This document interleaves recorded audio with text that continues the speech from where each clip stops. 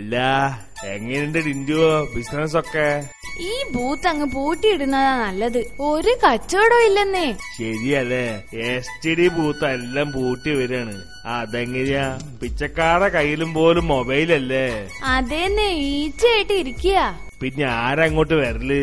ഏതേലും മൊബൈല് കളഞ്ഞു പോയാ വല്ല നിർഭാഗ്യവാനം വരും, അല്ലാതെ ആര് വരാൻ? ആന്ന്, കമ്പ്യൂട്ടറിൽ ഇങ്ങനെ മുഖത്തോട് മുഖം നോക്കി സംസാരിക്കാനുള്ള പരിപാടി ഉണ്ട് ഇപ്പോ.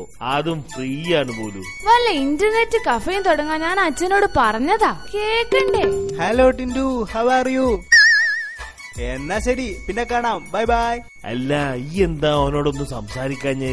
ആ, എന്ത് സംസാരിക്കാനാ, മുടിഞ്ഞ ജാടയാണെന്നേ. ഏയ് അല്ലല്ല, ഓൻ ഭയങ്കര കമ്പനിയാണല്ലോ എല്ലാരോടും. ആ, എനിക്കറിയില്ല. എടാ, ഇങ്ങനെ മസിലും പിടിച്ചിരുന്നിട്ട് ഒരു കാര്യമില്ല.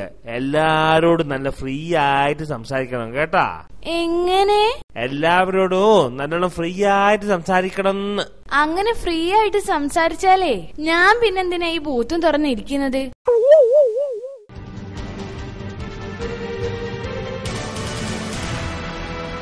ഇന്ന് നിങ്ങളുടെ ഡ്രോയിങ് മാഷ് ലീവാ. സന്തോഷം എന്ന് കരുതി സുഖിച്ചിരുന്ന് വർത്തമാനം പറയാമെന്ന് വിചാരിക്കണ്ട. ഇന്ന് ഞാൻ ക്ലാസ് എടുക്കാം. മാഷുക്ക് വരക്കാനറിയോ? പിന്നെ ഞാൻ ഭയങ്കര ഡ്രോയർ അല്ലേ.